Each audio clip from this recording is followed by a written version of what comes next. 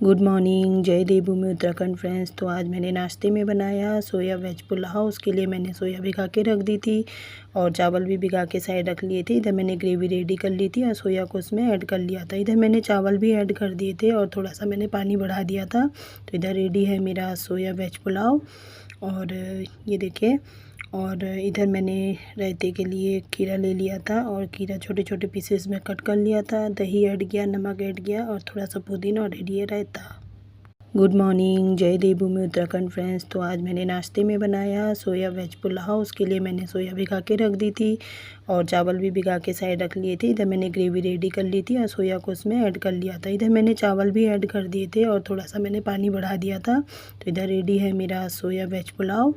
और ये देखिए, और इधर मैंने रायते के लिए खीरा ले लिया था और खीरा छोटे छोटे पीसेस में कट कर लिया था। दही ऐड किया, नमक ऐड किया और थोड़ा सा पुदीना, और रेडी है रायता।